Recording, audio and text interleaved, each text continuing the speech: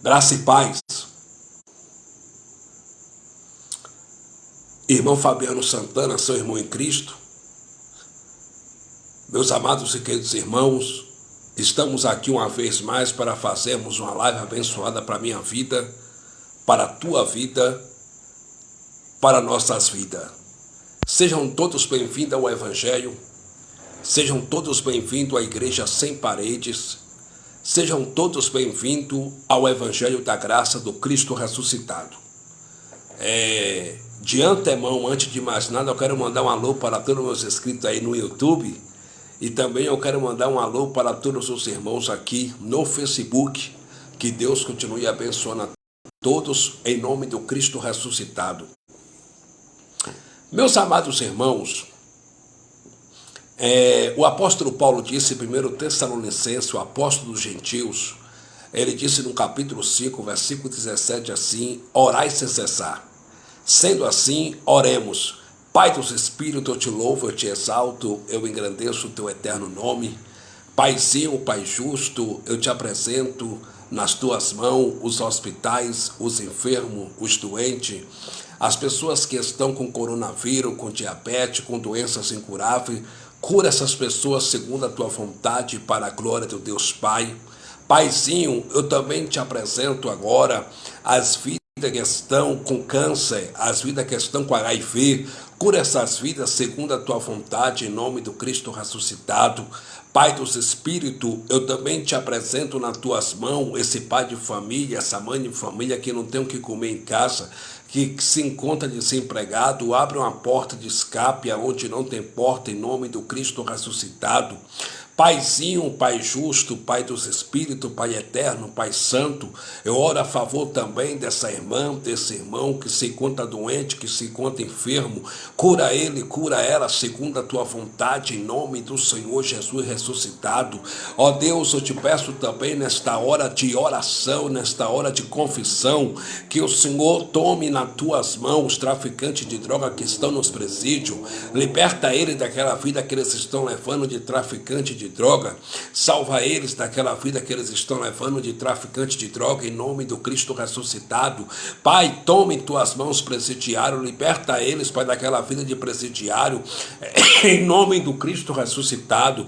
Tenha de misericórdia segundo a tua vontade, em nome do Cristo ressuscitado. Paizinho, Pai dos Espíritos, Pai eterno, eu oro também a favor deste irmão, dessa irmã que está triste, abatido, deprimido, deprimida, com depressão. Eu te peço, cura essas vidas segundo a tua vontade, em nome do Cristo ressuscitado. Eu oro a favor também agora desse homem, dessa mulher que está pensando em cometer o suicídio. Pai, não deixa, Pai, dá o livramento segundo a tua vontade, Paizinho. Paizinho, eu oro a favor também agora, Paizinho, dos jovens que estão nas drogas. Pai, liberta eles dessa vida de droga, desse caminho de droga, desse mundo das drogas. Salva ele desse mundo das drogas, em nome do Cristo ressuscitado. Paizinho, também neste momento de oração, eu oro a favor do vizinho da direita, do vizinho da esquerda, do vizinho da frente, do vizinho do fundo. Liberta eles na mente, salva no entendimento, liberta eles, Pai, em nome do Cristo ressuscitado. Pai dos Espíritos, eu te peço que o Senhor me use, pois eu vou usar o teu evangelho, eu vou usar a tua palavra aqui agora na rede social. E eu te peço que o Senhor me use de uma forma tremenda. Empurra um pouco mais essa espada do Espírito no coração dos ouvintes. Que essa mensagem faça divisão entre juntas e medula, como está escrito aos Hebreus, no capítulo 4, a saber, o versículo de número 12, meu Pai, que essa palavra faça divisão entre juntas e medula, entre corpo e alma, entre alma e espírito, entre juntas e medula. Pai dos Espíritos, me usa de uma forma tremenda, de uma forma gloriosa, para a honra, para a glória, para louvor do teu eterno nome. Amém. Graças a Deus. Seja bem-vindo à minha live, irmão Lucas Medeiro. Estamos junto aí pregando esse poderoso evangelho da graça do Cristo ressuscitado, da graça de Deus.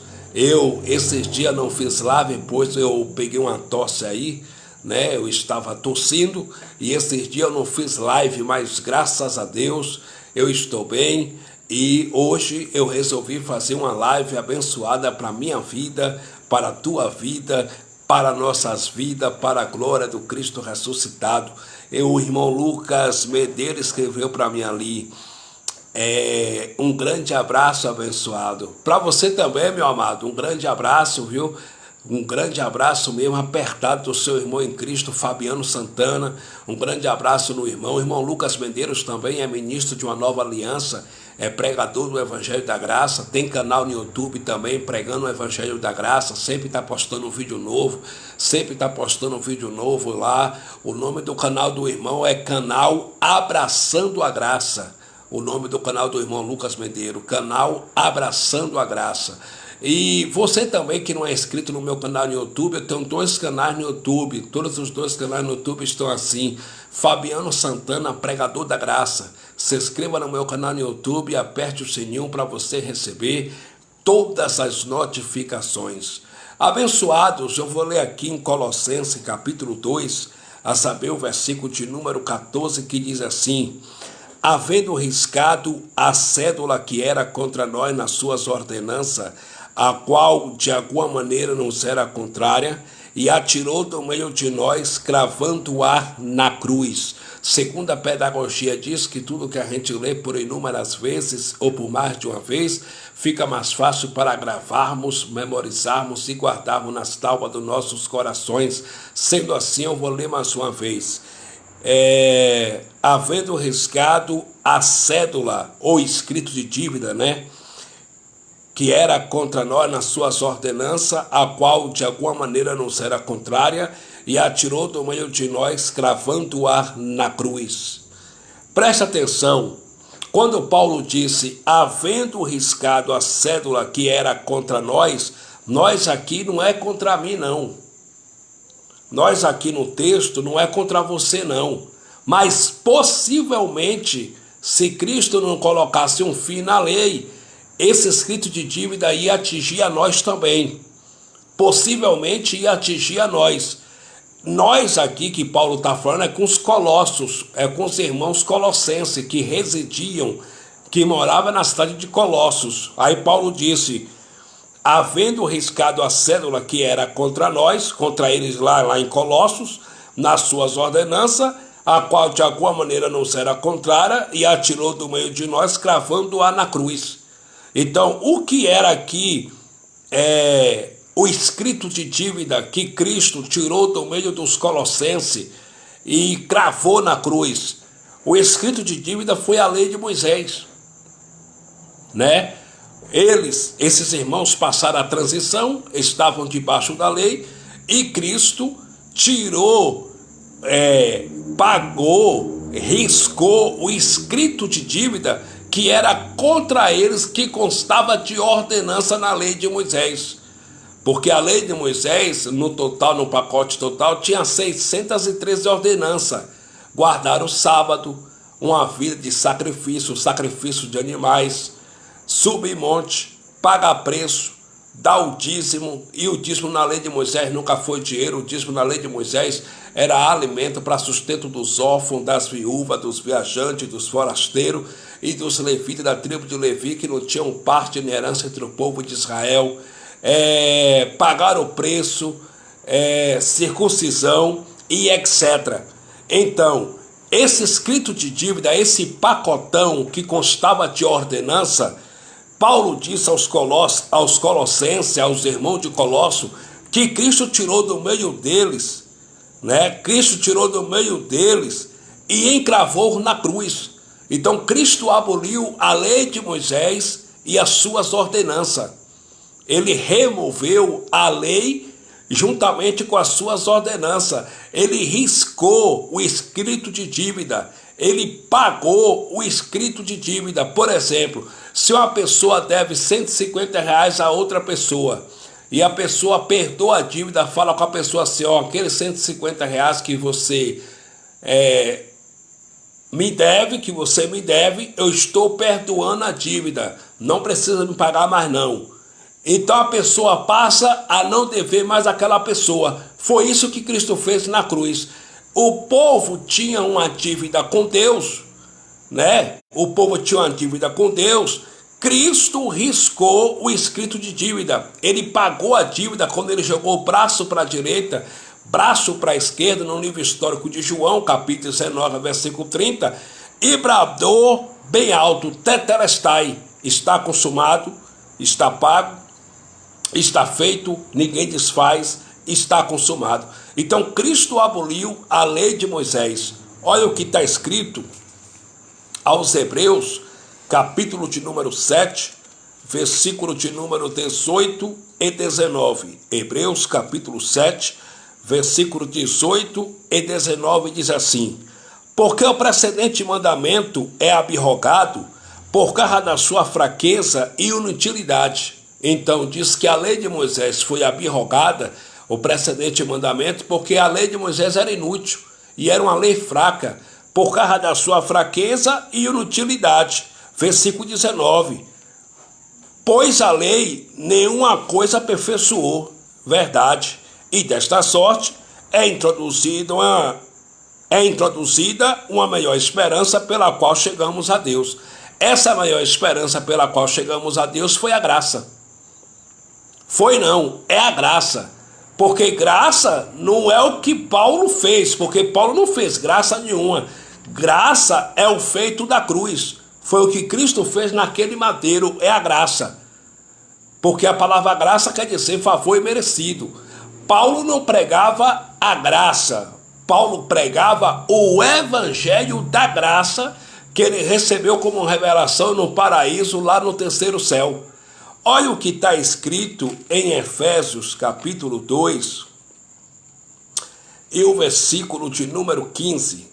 Efésios capítulo 2, versículo de número 15. Glória a Deus. Bendito para sempre é o nome do Cristo ressuscitado. Efésios capítulo de número 2, versículo de número 15, diz assim: na sua carne, isto é, na sua morte na cruz, desfez a inimizade. Pode parar isso aqui. Que inimizade? A inimizade entre judeus e gentio abençoado.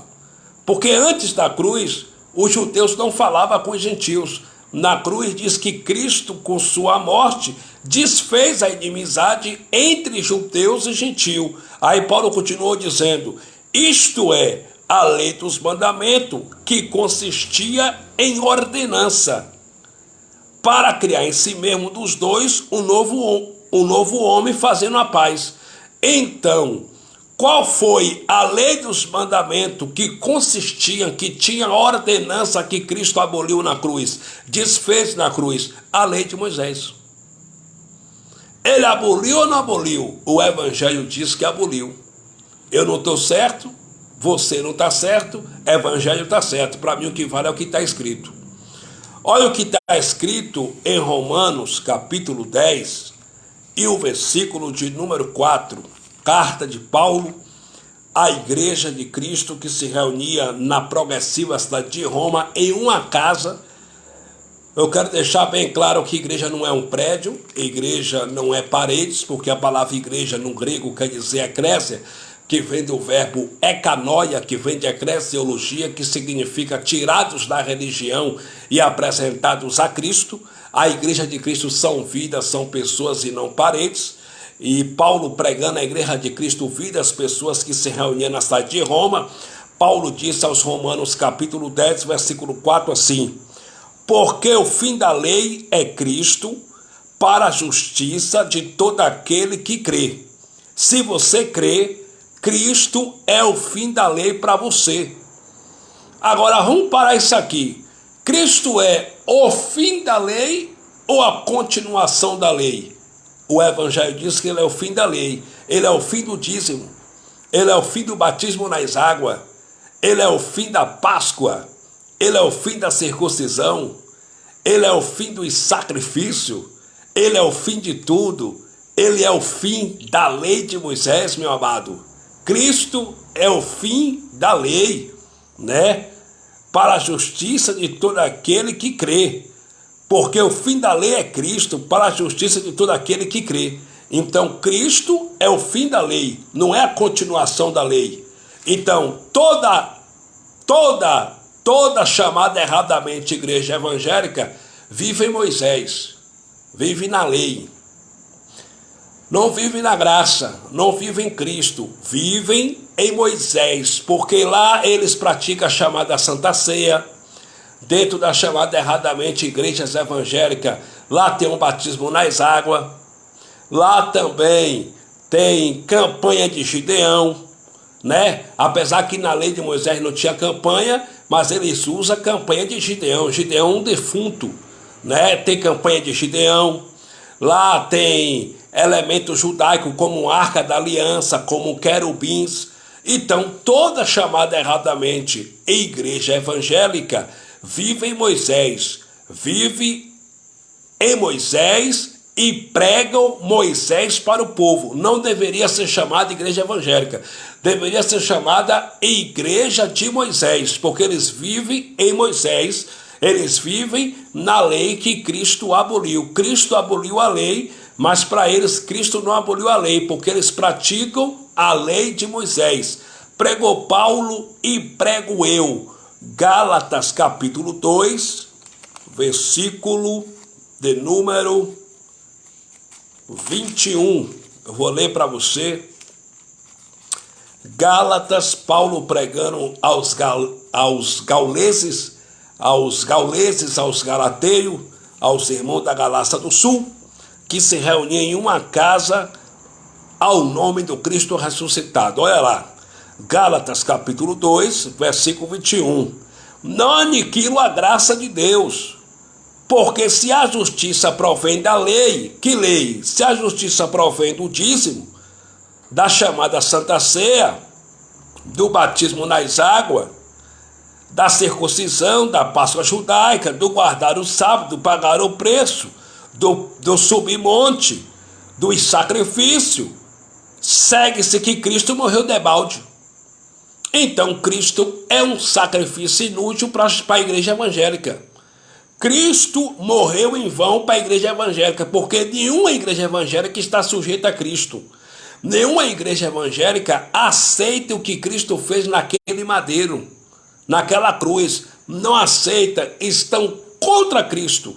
Por que estão contra Cristo? Porque aquilo que Cristo destruiu, que foi a lei de Moisés, é justamente isso que os intitulados pastores pregam para os seus membros.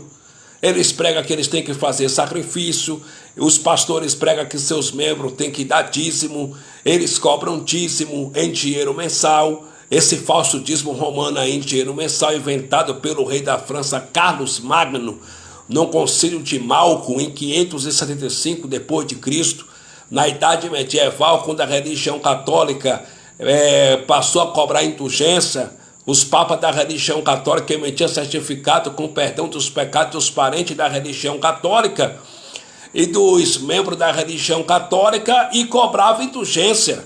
Aí o rei de Franco, o rei da França, Carlos Magno, em 565 depois de Cristo, vendo que a religião católica passou a fazer tudo por dinheiro, assinou um decreto para que o Papa cobrasse o dízimo em dinheiro mensal, adulterando a palavra de Deus, adulterando o que está escrito, porque o sistema religioso é perito em mudar a verdade de Deus e mentira, como está escrito em Romanos capítulo 1, versículo 25.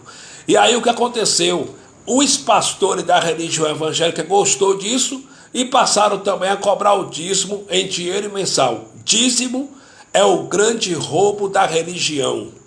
Dízimo é a galinha dos ovos de ouro da religião evangélica. Católica também, mas especialmente evangélica.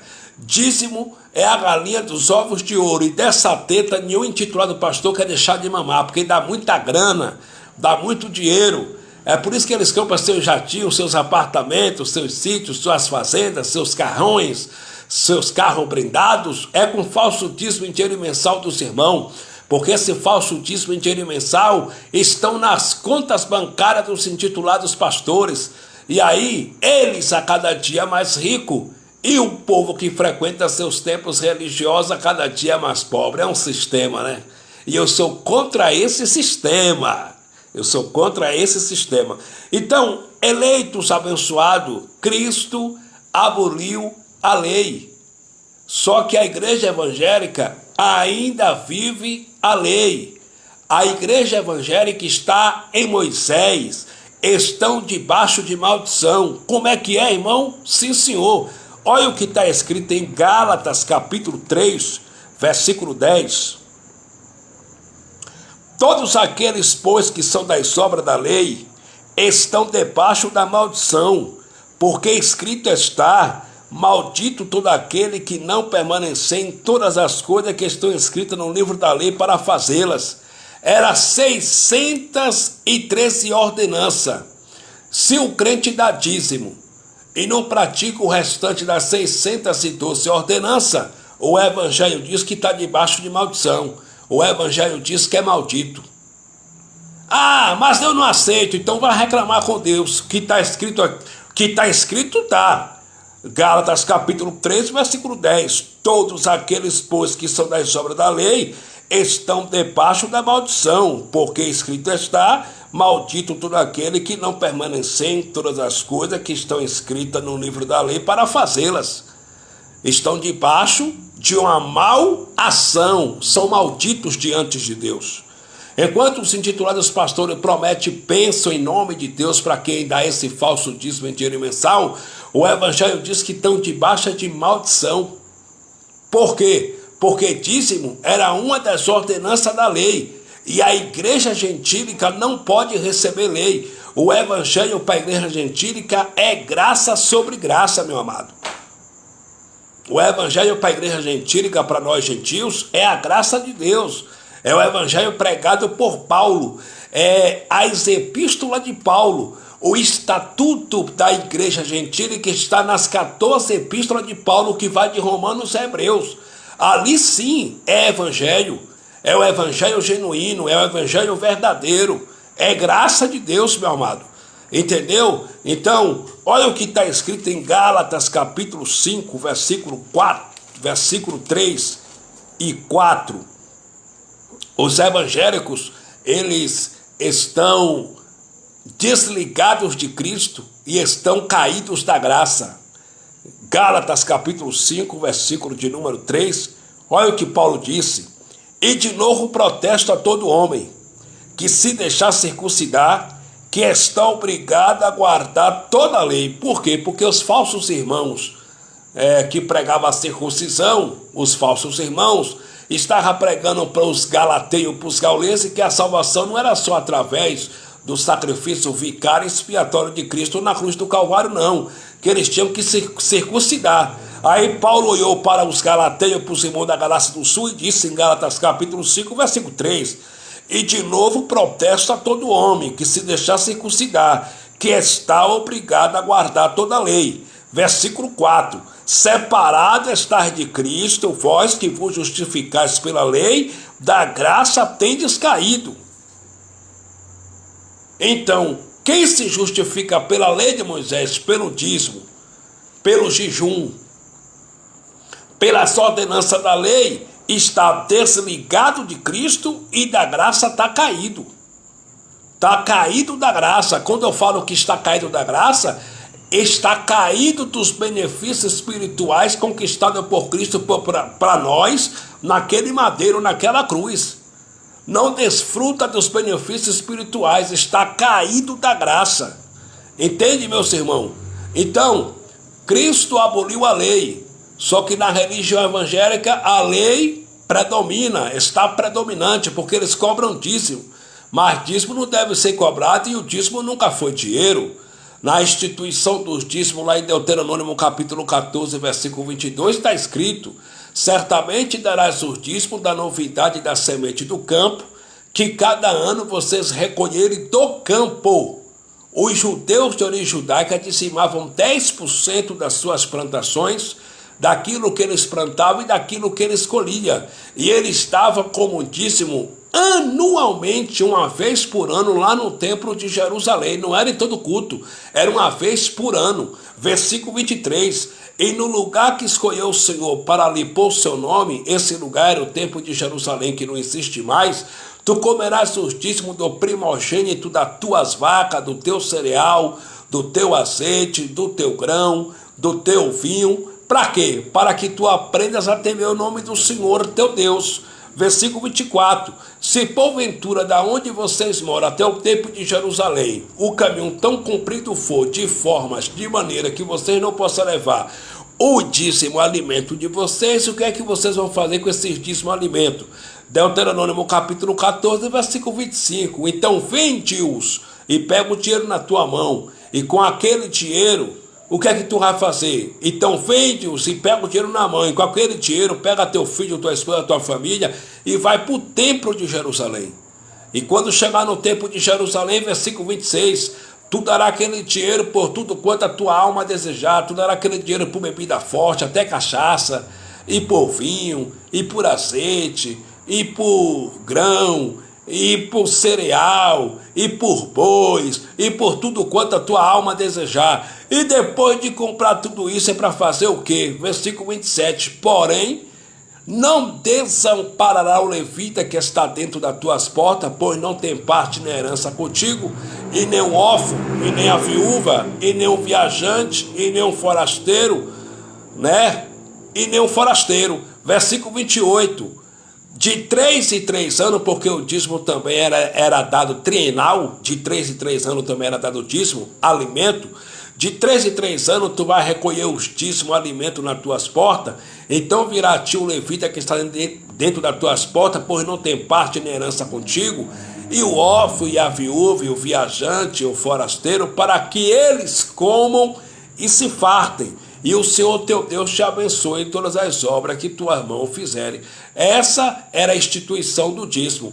Levítico capítulo 27, versículo tem número 30, está escrito: todos os dízimos da novidade da semente do campo pertencem ao Senhor. Todos os dízimos do fruto das árvores são santos ao Senhor. A pergunta que não quer calar é, irmão Roberto Menezes da Silva, dízimo da novidade da semente do campo e do fruto das árvores é dinheiro ou alimento? Alimento, entende? Alimento, meu amado. Aí muitos dizem assim, e o dízimo de Abraão?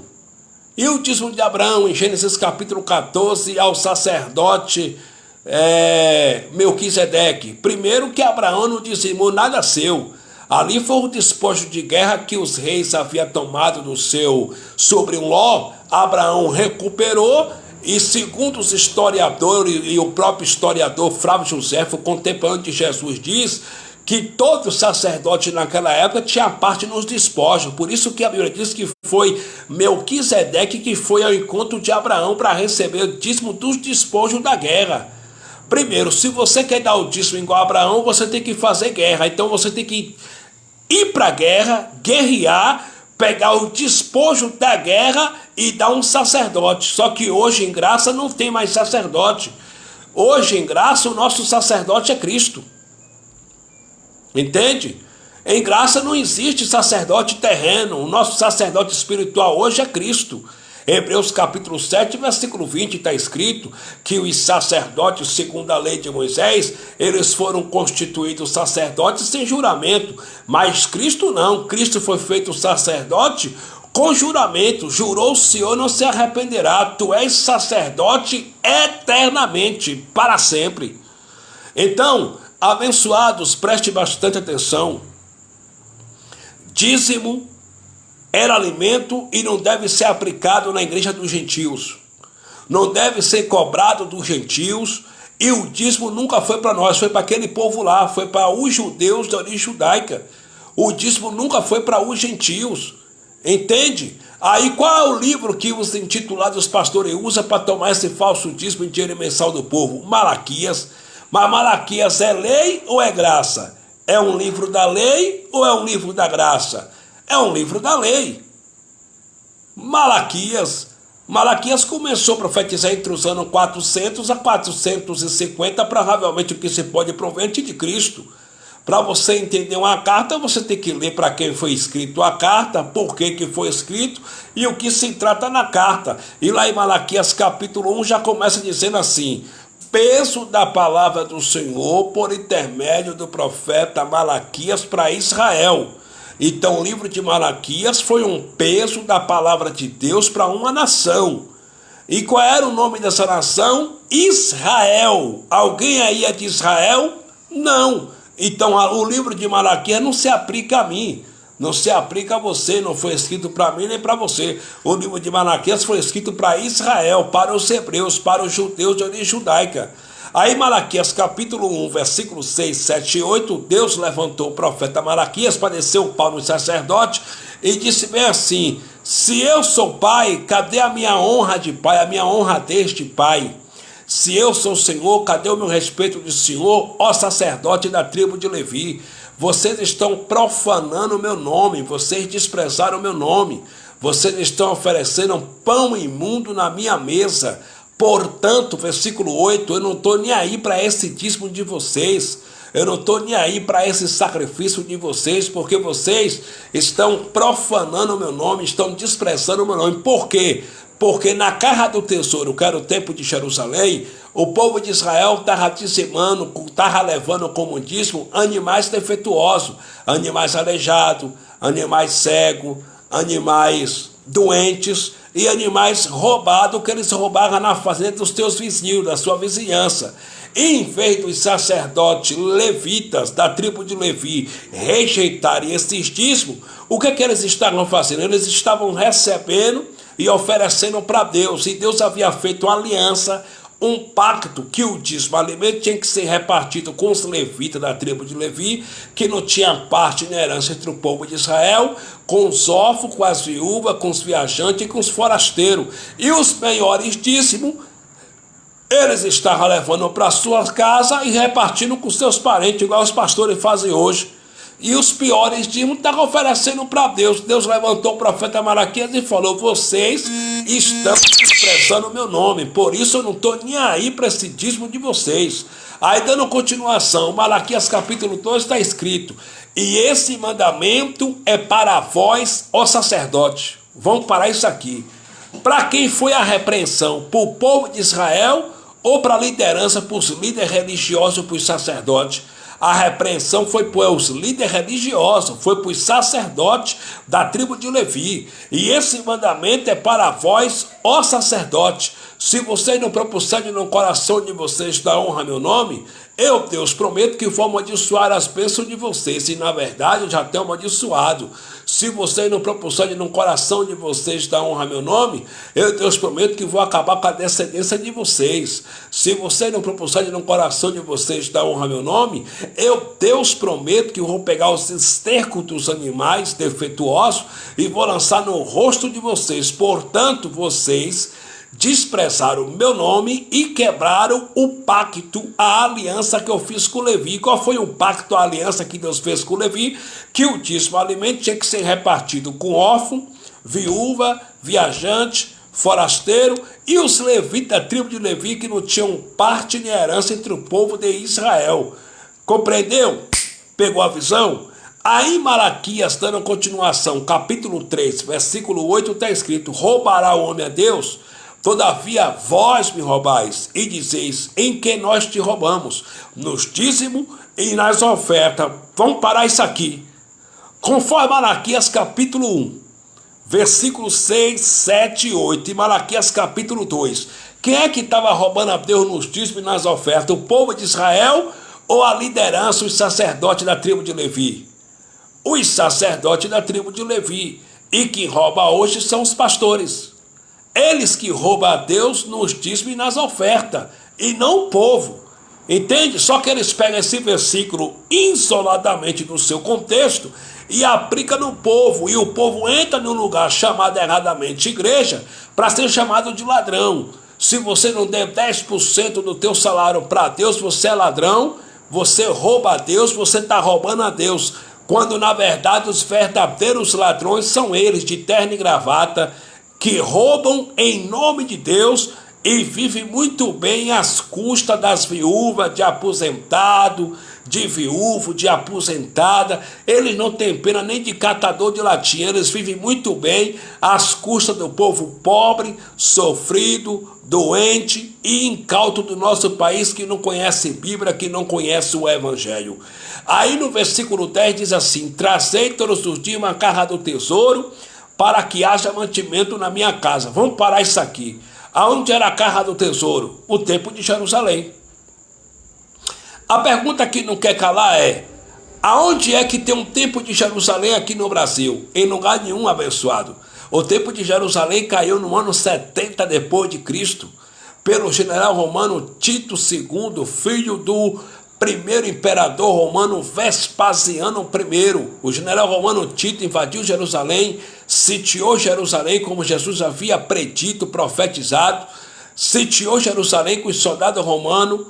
E aí o que aconteceu? Invadiu o templo de Jerusalém, tocou fogo dentro do templo de Jerusalém, assassinou os sacerdotes, e Jesus veio sobre as nuvens, ou seja, veio trazendo juízo e justiça sobre os judeus, sobre o povo de Israel. Jesus veio sobre a nuvem trazendo juízo e justiça. Ele trouxe juízo e justiça sobre os judeus que lhe rejeitaram, que lhe cuspiram, que lhe crucificaram, que disseram: crucifica ele, crucifica ele. Ele trouxe juízo e justiça para aquele povo. Em 70 o pau quebrou, meu irmão, na Caixa de Noca. Em 70 desceu, o pau quebrou. Foi juízo para lá, juízo para cá. Entendeu? Porque ele veio sobre a nuvem trazendo juízo e justiça sobre o povo de Israel. Então, o único lugar que o povo de Israel poderia entregar o dízimo alimento era no Templo de Jerusalém. No Brasil não tem um Templo de Jerusalém, não existe o Templo de Jerusalém.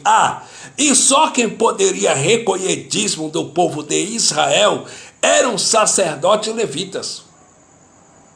Eram sacerdotes da tribo de Levi. Olha o que está escrito em Hebreus capítulo 7, versículo 5. Hebreus capítulo 7, versículo de número 5. Eu vou ler para você. Hebreus capítulo 7, versículo 5 diz assim: e os que dentre os filhos de Levi recebem o sacerdócio têm ordem segundo a lei. Que lei? A lei de Moisés, de tomar o dízimo do povo. Que povo? Dos judeus da lei judaica. Isto é, de seus irmãos. Que irmãos, rapaz? Dos judeus, ainda que tenham descendido de Abraão. Então, só sacerdote oriundo da tribo de Levi e da ordem da linhagem de Arão que tinha autonomia, autorização para recolher dízimo. E era alimento, não era dinheiro. E por que os intitulados pastores ficam por aí nos seus alçapões cobrando dízimo? Porque são cães gulosos, são mercenários, são vira-latas. Porque dízimo é a galinha dos ovos de ouro da igreja evangélica, e dessa teta nenhum intitulado pastor quer deixar de mamar. Essa que é a verdade, entende? Aí Deus usou o profeta Malaquias e disse para os judeus: e depois fazei prova de mim, diz o Senhor dos Exércitos, se eu não pus abrir a janela do céu e não derramar sobre vós quem? Sobre os judeus, uma bênção tal que dela vos advém a maior abastança. E aquela bênção não era jatinho, não é ser empresário, não é ser rico, não é ter condição financeira, não é ter dinheiro. Aquela bênção era a chuva seródia, a chuva temporã, para molhar as plantações dos judeus, o plantio dos judeus, para que tudo quanto eles plantassem, desse e nascesse, para que eles continuassem levando o dízimo alimento para a Caixa do Tesouro, que era o Templo de Jerusalém, que não existe mais, para sustento de órfão, viúvas, viajante, forasteiro e dos levitas, da tribo de Levi, que não tinham parte nem herança entre o povo de Israel. Então, cobrar dízimo hoje é um grande estelionatário. Todo intitulado pastor que cobra dízimo está em um enriquecimento ilícito, porque dízimo não deve ser cobrado. Todo intitulado pastor que recebe dízimo e que cobra dízimo está em um enriquecimento ilícito. Primeiro, que ele não é sacerdote da tribo de Levi. Segundo, que o dízimo nunca foi dinheiro, o dízimo era alimento. Terceiro, que não existe mais o Templo de Jerusalém. O Templo de Jerusalém caiu no ano 70, quando o pau quebrou e Cristo veio trazendo juízo e justiça sobre os judeus. Então, está em um enriquecimento ilícito. Então, a igreja evangélica não vive em Cristo, vive em Moisés. porque eles praticam os rudimentos fracos e pobres da lei mosaica, do judaísmo, da lei de Moisés. Não vivem em Cristo, eles vivem em Moisés. Outra coisa também, a chamada Santa Ceia. Nunca foi Santa Ceia. Primeiro que não existe a palavra Santa Ceia no Evangelho. Quem acrescentou na Escritura a palavra Santa Ceia, fazendo um favor a Roma, a religião católica, foi o padre João Ferreira de Almeida. Porque nunca foi Santa Ceia, era a Páscoa judaica. Olha o que está escrito em Lucas, capítulo 22. Livro histórico de Lucas, capítulo 22.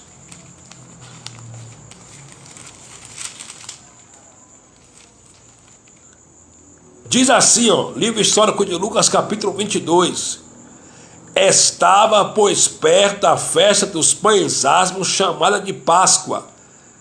A Páscoa era conhecida também como a festa dos pães asmos, porque na Páscoa judaica tinha pães asmos, tinha vinho, tinha cordeiro, tinha ervas amargas, e a Páscoa era nada mais, nada menos uma comemoração que os israelitas comemoravam uma vez por ano nas suas casas, pelo dia que Deus os resgatou, os libertou da terra do Egito, da mão de Faraó. Então era a Páscoa judaica, chamada de Páscoa. Aí no versículo de número 7 diz assim, epígrafe: a última Páscoa, a Santa Ceia. Quem acrescentou aqui na escritura a palavra Santa Ceia foi o padre João Ferreira de Almeida. Mas vamos ler. Olha o que diz. Chegou, porém, o dia da festa dos pães asmos, em que importava sacrificar a Páscoa. Não era a Santa Ceia, era a Páscoa judaica. 8. E mandou a Pedro e a João, dizendo: ide, preparai-nos a Páscoa para que a comamos. 9. E eles lhe perguntaram: onde queres que a preparemos? 10. E ele lhes disse: eis que quando entrardes na cidade, encontrareis um homem levando um cântaro de água, segui-o até a casa em que ele entrar. Aí no versículo 15 diz assim, e disse-lhe: desejei muito comer convosco esta Páscoa antes que morra, antes que padeça. Então, o que Jesus de Nazaré, nos dias de sua carne, celebrou com seus 12 discípulos, não foi a chamada Santa Ceia, foi Páscoa judaica, antes que ele fosse para a cruz. Antes de ir para a cruz, antes de morrer, ele celebrou a Páscoa judaica com seus 12 discípulos. Versículo de número 19 diz assim: e tomando o pão, e havendo dado graça, partiu e deu-lo, dizendo: isto é o meu corpo, que por vós é dado, fazei isto em memória de mim. Ele pegou o pão, havendo dado graça, disse: isto é meu corpo, que por vós é dado. Por vós quem, gente? Pelos discípulos, pelos judeus de origem judaica. Fazer isso em memória de mim. Fazer isso o quê? A Páscoa judaica.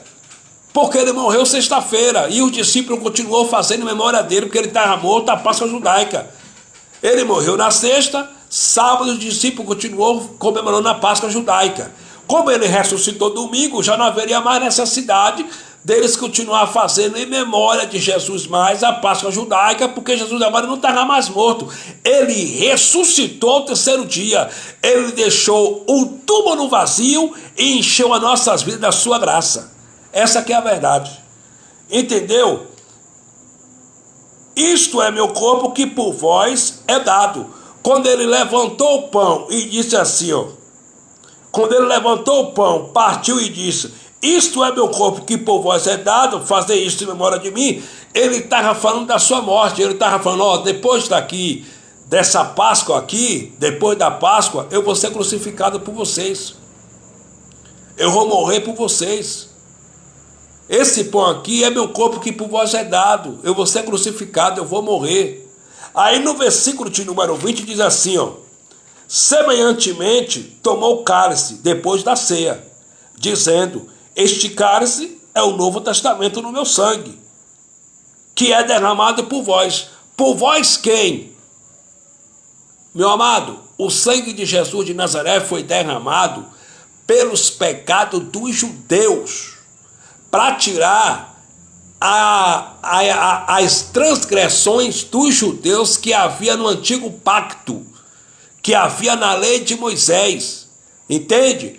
E nós, gentios, estávamos no timing da história longe de Deus, sem Deus no mundo, como está escrito em Efésios capítulo 2, versículo 12 e 13, que nós estávamos sem esperança, sem Deus no mundo, sem paz, estranho aos concertos e às promessas, longe da comunidade de Israel. Versículo 13, mas agora em Cristo Jesus, já pelo sangue de Cristo, vós que antes estavais longe de Deus, chegaste perto de Deus. Então nós, gentios, estávamos longe de Deus e fomos aproximados de Deus pelo sangue de Cristo derramado na cruz do Calvário. Só que o sangue de Cristo teve um efeito bilateral, atraindo os gentios a Deus, aproximando os gentios de Deus, mas ele foi derramado para tirar as transgressões dos judeus que havia no antigo pacto na lei de Moisés. E isso aqui, quando Jesus falou, aconteceu quando? Isso aqui aconteceu quando ele foi até o madeiro, jogou braço para a direita, braço para a esquerda, derramou seu sangue. E quando ele derramou o sangue, ali começou o Novo Testamento, o novo pacto, a nova aliança, como está escrito aqui. Semelhantemente, tomou o cálice depois da ceia, dizendo: este cálice é o Novo Testamento no meu sangue, que é derramado por vós. E aí o que acontece?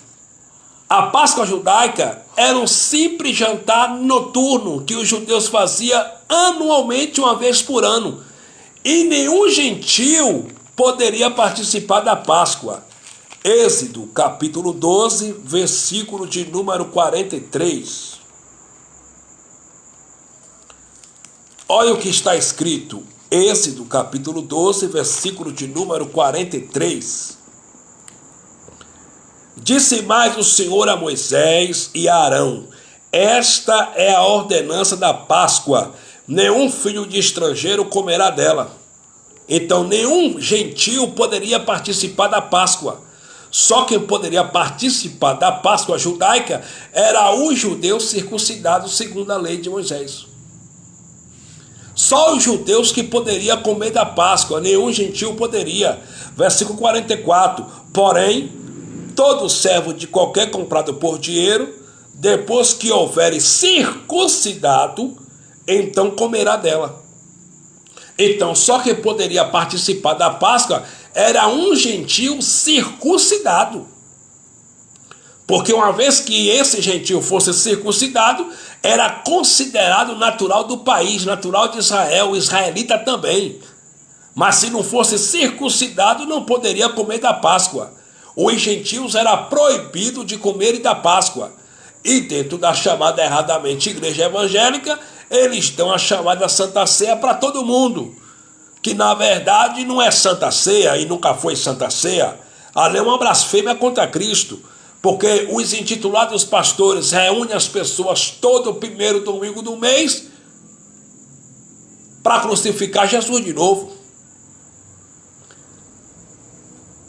para blasfemar contra Cristo, para ir contra o sacrifício de Cristo naquele madeiro, naquela cruz, todo o primeiro domingo do mês, porque eles dizem que Jesus mandou eles fazer isso em memória dele. Primeiro que Jesus não mandou ninguém, nenhum de nós fazer nenhum cerimonial, nenhum rito, nenhum ritual em memória dele. Ele mandou seus 12 discípulos fazerem a Páscoa em memória dele enquanto ele estivesse morto. Mas ele ressuscitou ao terceiro dia.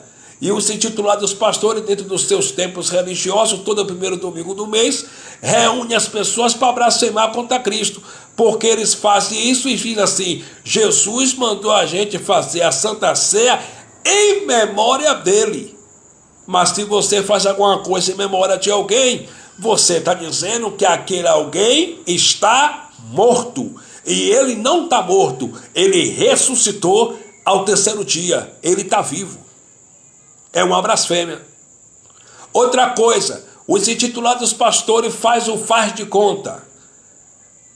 eles pegam um pedaço de pão pumã e um copo de suco de kisuke, dão para os membros e dizem: isso aqui é para vocês ter comunhão. Só que nossa comunhão já está plena, já está perfeita em Cristo.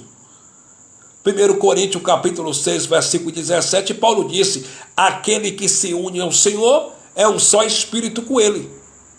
Nós já fomos unidos a Cristo pelo sangue que nos aproximou do Pai, nos aproximou de Deus, nos uniu a Deus. A nossa comunhão já está perfeita, já está plena. Então a gente não precisa fazer nenhum rito, nenhum cerimonial para ter comunhão com Ele, porque a gente já está em comunhão com Ele. E a nossa comunhão está perfeita. Entende? Aí eles pegam um pedaço de pão pumã e chamam um pedaço de pão pumã de corpo de Cristo. Aí eles dizem: não, porque quando o padre ou o pastor levantar o pão e orar, e levantar o suco de kisuke e orar, o suco não é mais suco, o suco é o sangue de Jesus, e o pedaço de pão pumã agora é a carne de Cristo, é o corpo de Cristo. E eu não como mais desse reggae. Por quê? Porque agora tem óleos iluminados. Porque para mim, sangue é sangue e suco é suco. Pão é pão e corpo é corpo, carne é carne. Então, isso é uma blasfêmia. É o faz de conta. E Deus não é o Deus de faz de conta. Deus é o Deus das coisas certas, das coisas verdadeiras, das coisas reais. Ele não é o Deus de faz de conta. Entende? E eles reduzem o corpo de Cristo, que é a igreja, a um pedaço de pão pumã, porque pregou Paulo e prego eu aos Coríntios, cuja capital era a Grécia. 1 Coríntios capítulo 10, versículo 17, Paulo disse: todos nós participamos de um único pão, e nós somos o corpo de Cristo. Colossenses capítulo 1, versículo 24, Paulo disse: eu padeço por vós nas aflições de Cristo, eu padeço muito, eu padeço por vós, pelo corpo de Cristo, que é a igreja. O corpo de Cristo não é um pedacinho de pão pumã. O corpo de Cristo é a igreja salva, e uma vez salva, salva para sempre, justificada, perdoada, abençoada com toda a sorte de bênção nas regiões espirituais em Cristo, desde antes da fundação do mundo. Tudo isso através do único e perfeito sacrifício do Cristo naquele madeiro, naquela cruz. Então, não é Santa Ceia, meu irmão, e nunca será Santa Ceia. Isso aí é paganismo. Os cultos nas igrejas evangélicas são pagãos. Isso é paganismo. Aí eles usam Paulo, eles dizem: ah, mas Paulo fez a Santa Ceia e mandou fazer a Santa Ceia. Primeiro que Paulo não fez Santa Ceia nenhuma. Paulo simplesmente estava relembrando o que Jesus de Nazaré fez naquele dia, naquela mesa com os 12. Paulo não fez Santa Ceia nenhuma. E olha o que está escrito em 1 Coríntios capítulo 11, versículo 17. Nisto, porém, que vos dizer-vos, não vos louvo, porquanto vos ajuntais não para melhor, senão para pior. Versículo 18, porque antes de tudo ouço que quando vos ajuntais na igreja, há entre vós dissensões, e em parte o creio. 19, e até importa que haja entre vós heresias, para os que são sinceros se manifestem entre vós. 20, de sorte que quando vos ajuntais num lugar, não é para comer a ceia do Senhor. Vamos parar isso aqui. Na cidade de Corinto, era uma cidade idólatra, aonde os corintos adoravam um Deus por nome Mitra.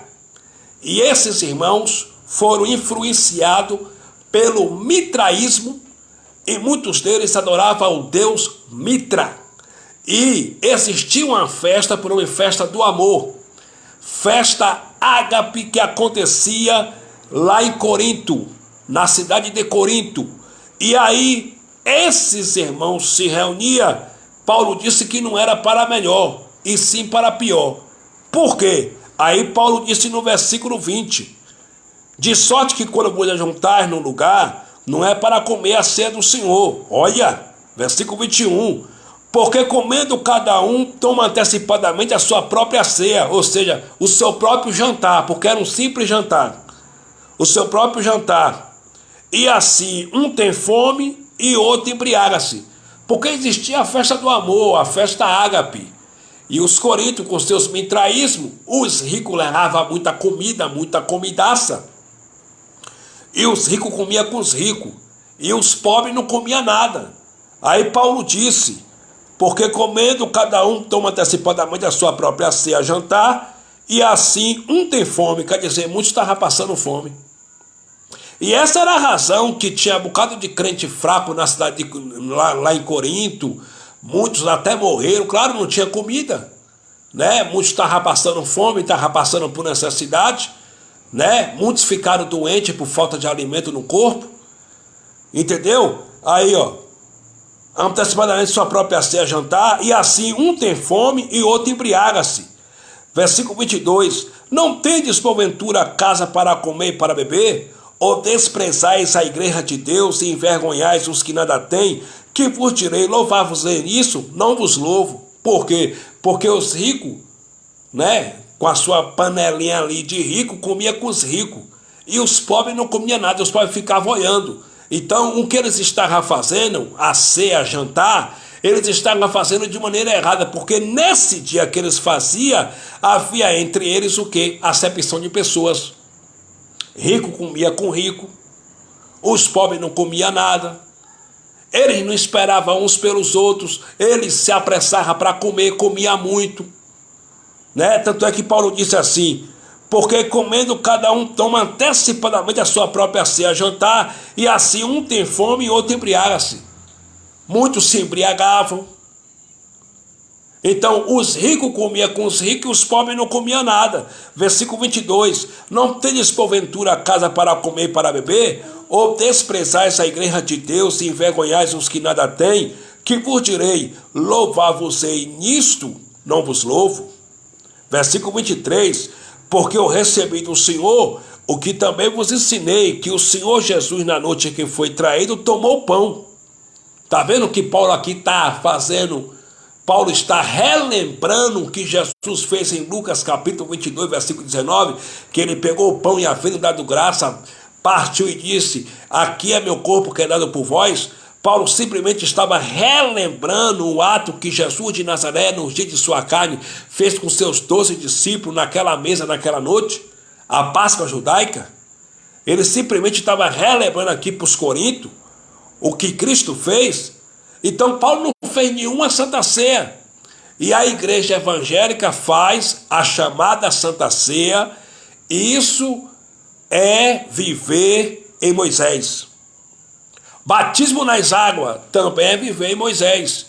Por quê? Porque lá em Levítico capítulo 1, versículo 7, antes do cordeiro ser imolado, sacrificado, os sacerdotes oriundos da tribo de Levi e da ordem da linhagem de Arão lavavam o cordeiro na bacia propiciatório até as entranhas, antes de ser sacrificado.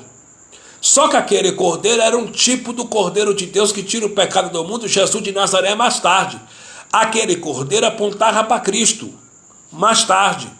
Aquele sacrifício apontava para Cristo, o Cordeiro de Deus que tirou, não tira mais, ele já tirou o pecado do mundo, porque o mundo ali foi o mundo de então, o mundo Aion, o mundo religioso de Israel. Ele já tirou o pecado do mundo, ele não vai tirar, ele já tirou o pecado do mundo. O que existe agora é obra da carne, o pecado ele já tirou do mundo religioso de Israel. E aí o que acontece? O cordeiro era lavado até as entranhas, antes de ser sacrificado. E Jesus de Nazaré nasceu debaixo da lei de Moisés. Olha o que está escrito em Gálatas capítulo 4. Gálatas capítulo 4, versículo de número 4.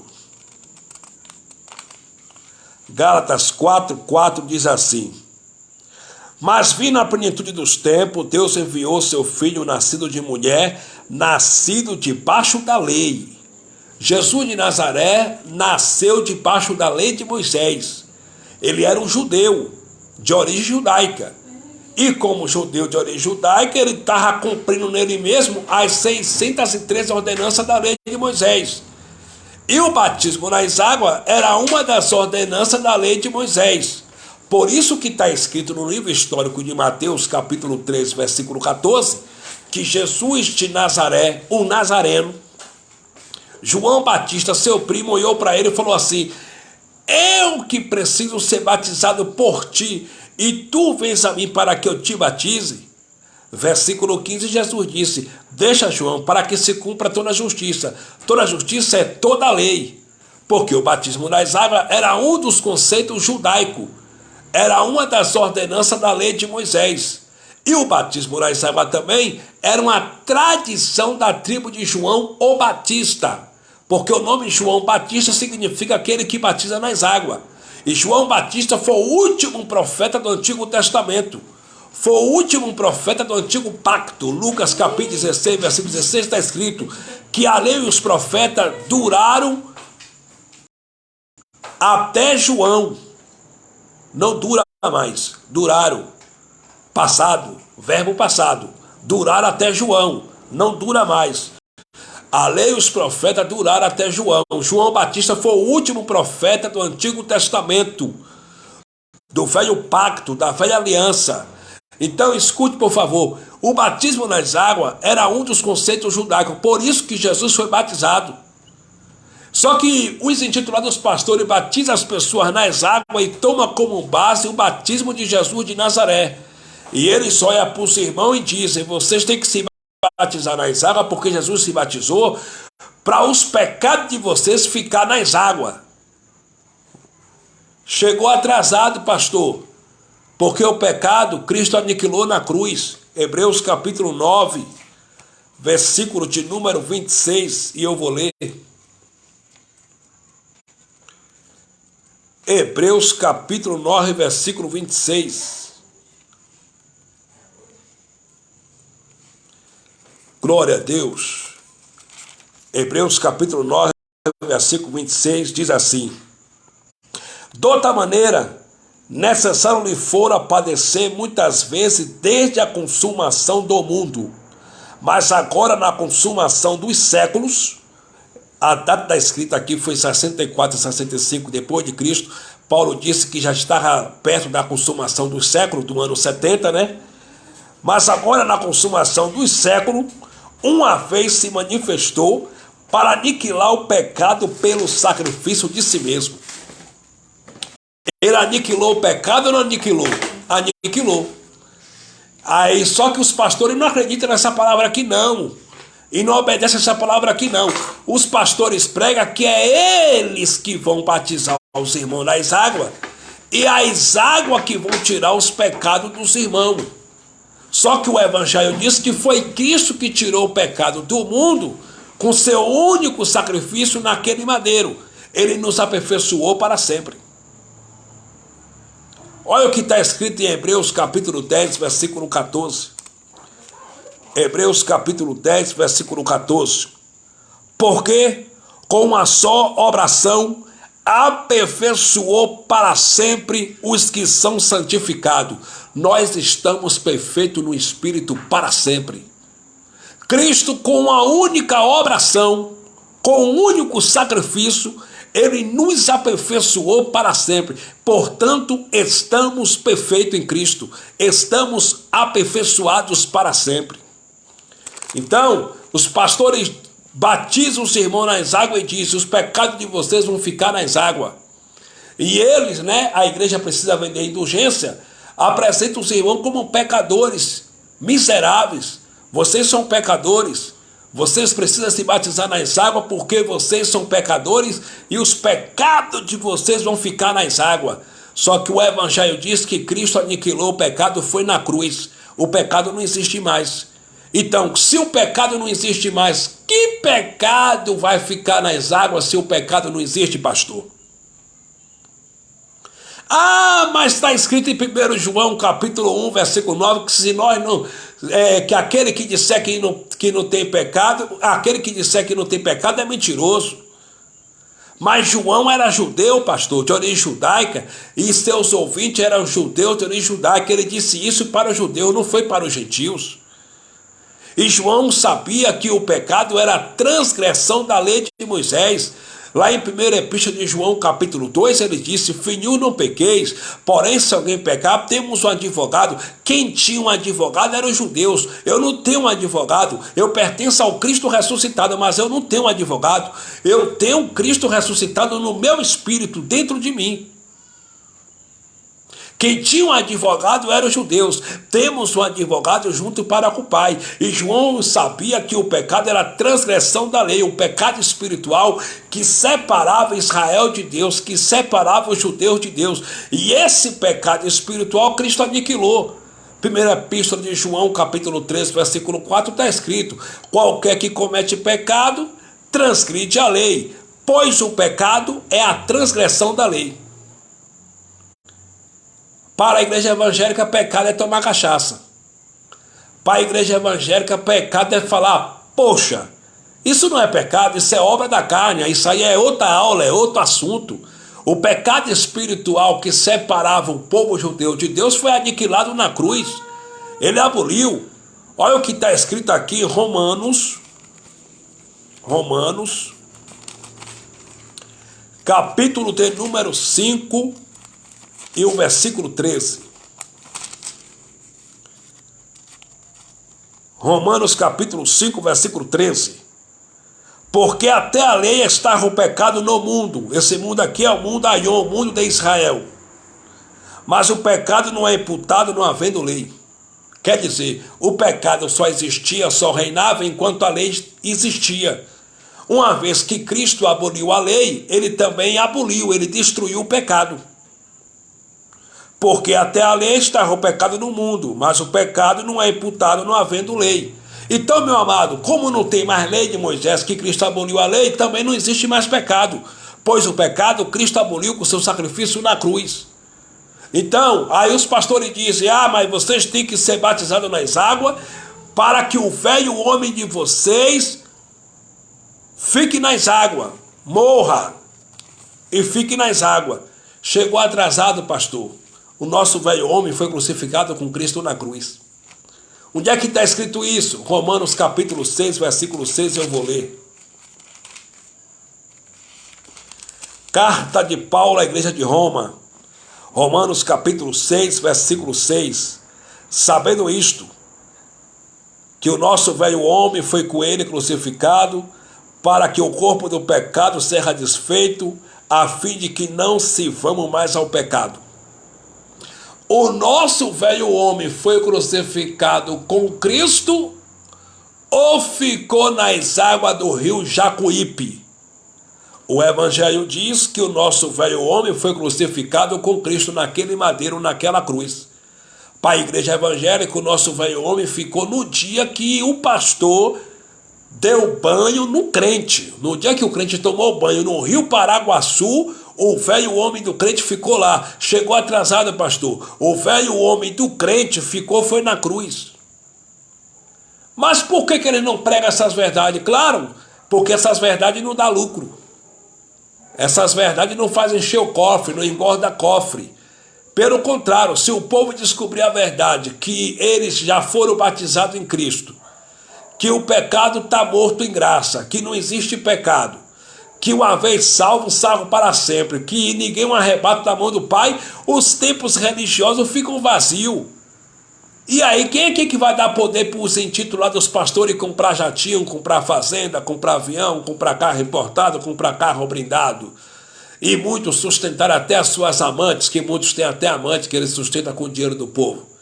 Se não é o povo pobre, incauto, sofrido do nosso país. É ou não é? É. Então, o nosso velho homem foi crucificado com Cristo. Outra coisa, pastor, os pastores dizem que quando o crente é batizado nas águas, o crente é purificado dos seus pecados. Mas a purificação dos pecados já foi feita, pastor. Chegou atrasado também de novo. Hebreus capítulo 1, versículo 3. E eu vou ler. Hebreus capítulo 1, versículo de número 3. Graça e paz aí para o irmão José Soares. Ele escreveu aqui nos comentários: o Hoje eu sou nova criatura, vivo sem nenhuma acusação. Amém, eleito? É verdade. Glória a Deus. Hebreus capítulo de número 1, versículo 3, diz assim: o qual, sendo o resplendor da sua glória e a expressa imagem da sua pessoa, e sustentando todas as coisas pela palavra do seu poder, havendo feito por si mesmo a purificação dos nossos pecados, assentou-se à destra da majestade nas alturas. Ele fez a purificação dos pecados, não fez? O evangelho diz que fez. Os pastores dizem que não, que é eles que vão fazer a purificação dos pecados domingo que vem, no batismo nas águas no Rio Paraguaçu. Chegou atrasado, pastor. Cristo já fez a purificação dos pecados. E o pecado não existe mais, porque o pecado era a transgressão da lei. Então, esse batismo nas águas não tem poder nenhum espiritual. O nosso verdadeiro batismo é o batismo da cruz. Olha o que está escrito em Romanos, capítulo 6, versículo de número 3. Tudo que eu estou pregando aqui, eu estou provando com Bíblia, porque o que eu prego, eu provo com Bíblia. Romanos, capítulo 6, versículo 3. Diz assim: ou não sabeis que todos quantos fomos batizados em Jesus Cristo, fomos batizados na sua morte? Eu vou ler de novo, que isso é um clássico. Romanos capítulo 6, versículo 3. Ou não sabeis que todos quanto fomos batizados em Jesus Cristo, fomos batizados na sua morte? 4. De sorte que fomos sepultados com ele pelo batismo na morte, para que, como Cristo ressuscitou dos mortos pela glória do Pai, assim andemos nós também em novidade de vida. Então nós fomos batizados aonde? Na cruz. Quando Cristo jogou braço para a direita, braço para a esquerda e derramou sangue, ele estava nos batizando com seu sangue. Mas Jesus disse que ele disse para os seus 12 discípulos que aquele que não fosse batizado não seria salvo. Mas verdade, Jesus de Nazaré, no dia de sua carne, lá no livro histórico de Marcos, capítulo 16, versículo 15, ele disse: ide por todo mundo, pregar o evangelho a toda criatura. Quem crê e for batizado será salvo. Quem não crê já está condenado. Mas entenda, ele disse isso para quem? Para os 12. Ele não disse isso para mim. E ali foi antes da cruz. Antes da cruz a água tinha poder de purificar. As águas purificavam. Realmente.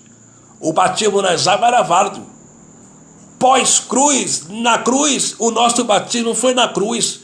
Com o sangue de Cristo derramado. Quando Cristo derramou seu sangue, ele nos batizou com seu sangue naquele madeiro, naquela cruz. Ali foi antes da cruz. Aí os pastores tomam por base Marcos capítulo 16, versículo 15, diz assim: Jesus disse: ide por todo mundo e pregai o evangelho. Né? E também ele disse assim, que aquele que crê será salvo, né? Aquele que crê e for batizado será salvo. Aí eles, para batizar as pessoas nas águas, os crentes nas águas, eles usam Marcos capítulo 16, versículo 16. E para fazer o teatro deles de expulsar suposto demônio dentro dos seus templos religiosos, eles também usam Marcos capítulo 16, versículo 16, que eu vou ler aqui rapidinho para encerrar essa live. Olha o que está escrito. Marcos capítulo 16, versículo 15 em diante.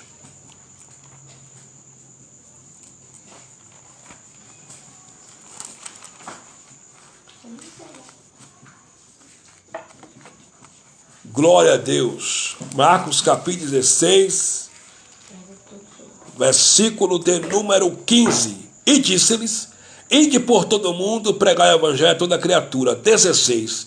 Quem crê e for batizado será salvo, mas quem não crê será condenado. Tá ok. Aí no versículo 17 diz assim, ó: E estes sinais seguirão aos que crerem. Em meu nome expulsarão demônios. Tá ok. Falarão novas línguas. Tá ok. Versículo 18. Pegarão nas serpentes. E se beber alguma coisa mortífera, não vos fará dano algum. E imporão as mãos sobre os enfermos e os curarão. Agora vem cá. Os vira-lata, para fazer seus teatros dentro da chamada erradamente igreja evangélica, dizendo que estão expulsando o demônio, porque eles são exorcistas, eles são os bruxos, eles são feiticeiros, são exorcistas. Eles tomam por base Marcos capítulo 16, versículo de número 17, que diz: e estes sinais seguirão aos que crerem. Em meu nome expulsarão demônios, falarão novas línguas. 18. Pegarão nas serpentes. Algum de vocês vê pastores pegando em serpente aí? Porque o texto não acaba só no versículo 17. Expulsarão demônio. Tem um versículo 18 que continua o texto. Pegarão nas serpentes. Algum de vocês vê pastor pegando em serpente? Não, senhor. E se beber alguma coisa mortífera, não lhes fará dano algum. Algum de vocês já viram o pastor tomando veneno aí? Ah, porque Jesus disse para os 12. Ele não disse isso para mim, Fabiano. Ele não disse isso para José Soares. Ó, José Soares, se você pegar em cobra, em serpente, não vai te fazer mal algum. Se você beber alguma coisa mortífera, não vai te fazer mal algum. Ele não disse isso para nós. Ele disse isso para os judeus. Não foi para mim. Não foi para vocês. Só que os pastores dessa parte aqui, eles só tomam por base a parte de expulsar demônio. Por quê? Porque isso dá muito dinheiro. Eles fazem seus cultos pagãos, começam a invocar o mal. Sai, pombagira! Me mostra na Bíblia onde é que está escrito aonde Jesus expulsou uma pombagira. Sai, Zé Pilintra! Me mostra na Bíblia onde é que está escrito aonde Jesus expulsou um Zé Pilintra. Não tem. Eles são exorcistas. Aí eles pegam essa passagem aqui e ganha muito dinheiro em cima disso, porque ele diz: nós estamos expulsando o demônio em nome de Jesus. Mas de fato não está expulsando demônio nenhum, porque a palavra demônio do grego quer dizer daimon. Daimon, que significa, se a pessoa está em um dia bem, de bem com a vida, em uma situação de alegria, satisfação e prazer, ele está com seu daimon bem. Porque a palavra demônio quer dizer daimon no grego, e a palavra daimon no grego quer dizer espírito. O homem é composto de corpo, alma e espírito. Então, se a pessoa está em um dia que não está muito bem para ele, a pessoa está deprimida, está com depressão, recebe o nome no grego de daimon kakos.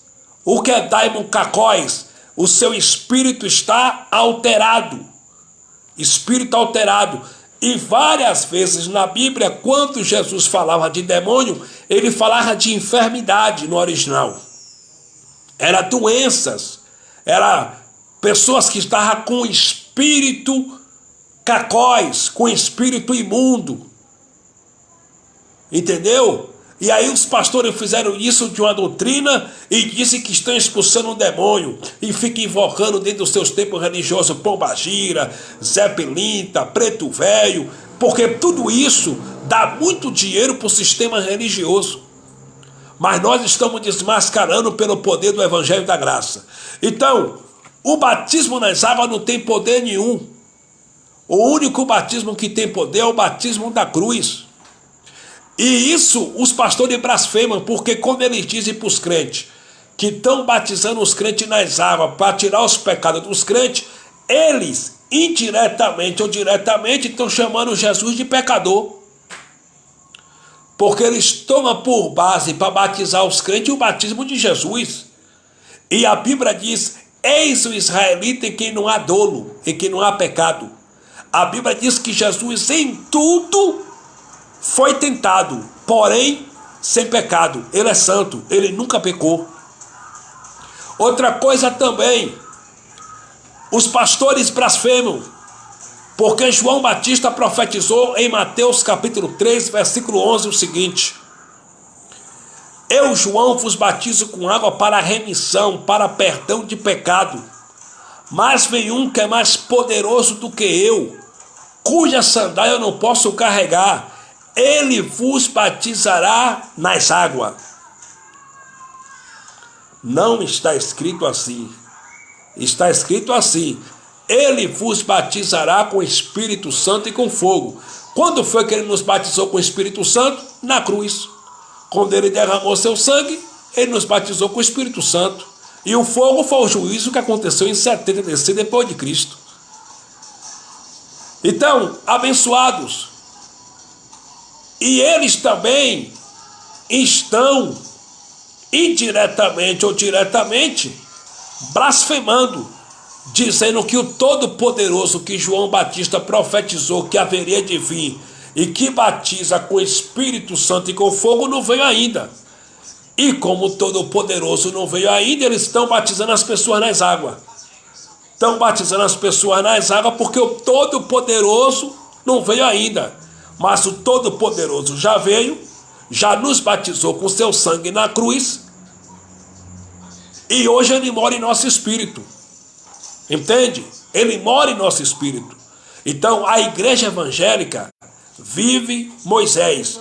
Atos capítulo 21, versículo 18. Eu vou ler alguns versículos para encerrar.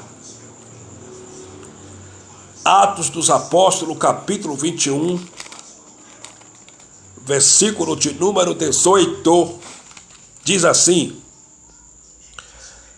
no dia seguinte, Paulo entrou conosco em casa de Tiago e todos os anciãos vieram ali. 19. E havendo-o saudado, contou-lhe minuciosamente o que por seu ministério Deus fizera entre os gentios. 20. E ouvindo-o, eles glorificaram ao Senhor e disseram: bem fez, irmãos, quantos milhares de judeus há que crê, e todos são zelosos da lei. 21. E já acerca de ti foram informados, de que ensina a todos os judeus que estão entre os gentios a apartarem-se de Moisés, dizendo que não deve circuncidar os filhos, nem andar segundo o costume da lei. Olha! Então Paulo chegou, entrou na casa de Tiago, que era apóstolo, que era considerado um dos pais da igreja primitiva, um dos baluartes, um dos colunas da igreja primitiva, né? Na casa de Tiago, juntamente com alguns anciãos, e chegaram para Paulo e falou: Paulo, a gente está alegre pelos sinais e maravilhas que Deus fez para o teu ministério através de você entre os gentios. Só que acerca de você, estão falando que você está ensinando os gentios a se apostatarem, a se afastarem de Moisés. E você estão dizendo para os gentios que não deve circuncidar os filhos, nem andar segundo o costume da lei, que lei é a lei de Moisés. Por que, amado? Porque andar segundo o costume da lei, andar segundo o batismo nas águas, dízimo, a chamada Santa Ceia, andar segundo os rudimentos pobres e fracos da lei, é andar de mão dada com Moisés. E você, andando na graça, é se apostatar de Moisés e andar com Cristo. Se alguém diz que está em graça e ainda dá dízimo, está andando de mão dada com Moisés. Se alguém diz que está em graça e ainda batiza nas águas, está andando de mão dada com Moisés. Se alguém diz que está em graça e conhece a graça, e ainda toma a chamada Santa Ceia, que de santa não tem nada, ainda está de mão dada com Moisés. Romanos capítulo 7, versículo de número 4. Olha o que Paulo diz: assim, meus irmãos, também, vós estáis mortos para a lei pelo corpo de Cristo, para que sejais doutro daquele que ressuscitou de entre os mortos. Paulo disse para a igreja de Roma que os romanos, que eles estavam mortos pelo corpo de Cristo. Irmão, uma pessoa morta sente cheiro? Não. Morto fala? Não. Morto visita algum lugar? Também não. Se a pessoa diz que está em graça, mas ainda vai em templo religioso e diz que vai lá para louvar, para cantar, para pregar, ainda está andando de mão dada com Moisés, não pertence ao Cristo ressuscitado. Porque Paulo disse em Romanos capítulo 7, versículo 4 assim, ó: assim, meus irmãos, também vós estáis mortos para a lei pelo corpo de Cristo, para que sejais outro daquele que ressuscitou de entre os mortos. Nós não pertencemos e nunca pertencemos a Jesus o Nazareno, o que andou lá em Jerusalém, a Jesus de Nazaré. Nós pertencemos ao outro, ao que ressuscitou de entre os mortos. Nós pertencemos ao Cristo, o ressuscitado. Então, abençoados irmãos, pertencemos a Cristo ressuscitado. Estamos em graça. Pregou Paulo e prego eu, Romanos capítulo 6, versículo de número 14. Porque o pecado não terá domínio sobre vós, pois não estáis debaixo da lei, mas debaixo da graça. Nós não estamos debaixo da lei, estamos debaixo da graça. Entende? Estamos salvos. Como é que é, irmão? Sim, senhor, estamos salvos. E uma vez salvos, salvo para sempre. Estamos salvos. Olha o que está escrito aqui. Eu vou encerrar agora com a oração. Vou fazer uma breve confissão. Em 2 Timóteo, capítulo 1, e o versículo de número 9. 2 Timóteo, capítulo 1, versículo 9. Quem nos salvará, está escrito assim? Não, senhor. Está escrito assim, 2 Timóteo, capítulo 1, versículo 9. Que nos salvou e chamou com uma santa vocação, não segundo as nossas obras, mas segundo o seu próprio propósito e graça, que nos foi dado em Cristo Jesus antes dos tempos dos séculos. Ele nos salvou, não segundo as nossas obras, mas pelo seu próprio propósito e graça, que nos foi dado em Cristo Jesus antes dos tempos dos séculos. Estamos salvos. E uma vez salvo, salvo para sempre. Salvação e graça não se perde, meu irmão. Uma vez salvo, salvo para sempre. Tito capítulo 3, versículo 5, Paulo disse que nós fomos salvos não pela justiça, mas nós fomos salvos pela graça. Ele nos salvou. E uma vez salvo, salvo para sempre. Livro histórico de João, capítulo 6, versículo 37. Olha o que Jesus de Nazaré, no dia de sua carne, disse. Livro histórico de João, capítulo 6, versículo de número 37. Glórias a Deus. Glória a Deus.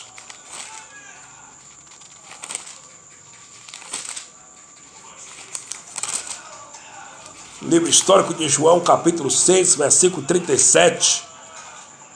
Olha o que diz.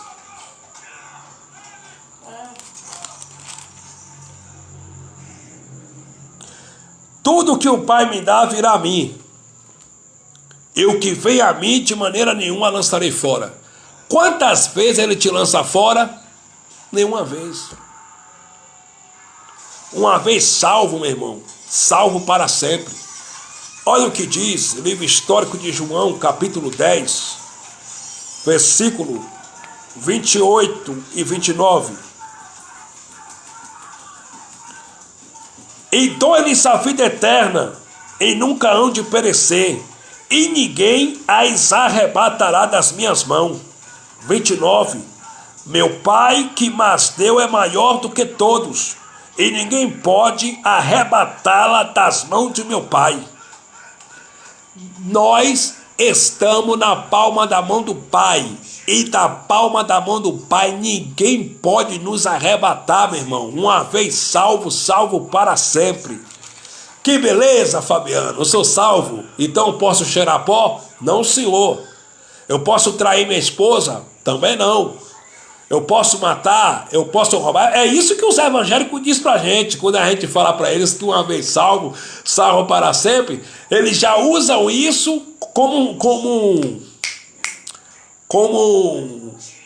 um refúgio. Ah, se eu estou salvo, então eu posso cheirar pó, eu posso fumar baseado, eu posso trair minha mulher. Não, senhor. Pregou Paulo e prego eu aos gauleses, aos galateias, aos irmãos da Galácia do Sul, lá em Gálatas capítulo 6, versículo 7. Não erreis, de Deus não se zomba, Deus não deixa se escarnecer. Aquilo que o homem semear, isso também ceifará. Aquele que semear na sua carne, da sua própria carne, colherá destruição. E aquele que semear no Espírito, do Espírito colherá a vida eterna. Então, é aquela questão. O que o homem planta, o homem colhe. Se você plantar feijão, você não vai colher milho, você vai colher feijão. Então, nós somos salvos, mas não podemos andar em libertinagem. Gálatas capítulo 5, versículo de número 13, pregou o apóstolo Paulo e prego eu. Paulo disse, foi para a liberdade que Cristo nos libertou. Não seja a liberdade em Cristo para dar ocasião à carne. Nós não podemos usar a liberdade em Cristo, pegar essa informação que nós somos salvos, e uma vez salvo, salvo para sempre, para dar ocasião à carne para andar em libertinagem, em prostituição, em adultério, em bebedice, em orgias, sabe? Porque isso aí é obra da carne. Como Paulo pregou lá em Gálatas capítulo 5, versículo 19. Porque as obras da carne são conhecidas, são manifestas, as quais são prostituição, adultério, imoralidade, grotonaria, ira, peleja, emulações e etc. Então, uma vez salvo, salvo para sempre. Pregou Paulo e prego eu. Romanos capítulo 8, versículo 35. O que nos separará do amor de Deus que está em Cristo Jesus? A fome? A peste? A tribulação? A morte? Os anjos? Os poderes? A altura? O principado? Potestade? Versículo 38, pregou Paulo e prego eu. Pois eu estou convicto, eu estou certo, de que nem a altura, nem a profundidade, nem morte, nem o porvir, nada, nem nenhuma outra criatura, versículo 39, pode nos separar do amor de Deus que está em Cristo Jesus. Nós estamos inseparáveis do Pai, e uma vez salvo, salvo para sempre. Assim é, assim disse o Espírito da graça. Graça e paz para todos. Vamos fazer uma breve confissão. Pai dos Espíritos, obrigado por esses momentos aqui pregando o Evangelho da Graça para o teu povo, para os teus filhos. Eu te peço que o Senhor empurre essa espada do Espírito aonde essa mensagem vai chegar. Eu te peço que o Senhor liberte teu povo do sistema religioso podre, manipulador, para a glória do Cristo ressuscitado. Eu te peço que muitas pessoas que estão presas, cativas no sistema religioso, dentro da maldita religião, no fanatismo, na religiosidade, ao ouvir esse sermão, esse sermonário, seja liberto imediatamente e rompa com o sistema religioso e venha para a graça. Venha viver essa graça maravilhosa. Venha descansar nos braços do Pai. Eu te peço, ó Pai, também que o Senhor cure os enfermos segundo a tua vontade, que estão na UTI entre a vida e a morte, as vidas que estão nos hospitais. Pai, também eu te apresento os traficantes de drogas, salva eles dessa vida de tráfico de droga. Os presidiários, liberta, salva os presidiários dessa vida de presidiário. Eu te peço também que o Senhor supra as necessidades desse pai de família, que não tem o que comer em casa, essa mãe de família que não tem o que comer em casa. Pai, continua conosco, continua nos abençoando. Amém. Melhor noite para todos, graça e paz. Graça e paz aí para a irmã Kelly. Irmã Kelly Cristina, que participou também de nossa live. Melhor noite para a irmã, para a tua família, que Deus continue te abençoando. Graça e paz para o irmão Lucas Medeiro. Graça e paz para o irmão Carlos. Graça e paz para o irmão Reginaldo Bertoso, pregador do Evangelho da Graça aí, ministro de uma nova aliança. Reginaldo Bertoso, Deus continue te abençoando. Graça e paz para o irmão Roberto. Enfim, graça e paz para todos. Para o irmão também aí de Feira de Santana, o abençoado irmão Barlon Dilson. Irmão Barlon Dilson, que Deus continue te abençoando. Graça e paz para o irmão José Soares de São Paulo, que Deus continue te abençoando. Enfim, graça e paz para todos. Um beijo no coração, um abraço para todos. Que o Pai continue nos abençoando e fale melhor ao coração dos irmãos. Melhor noite, graça e paz.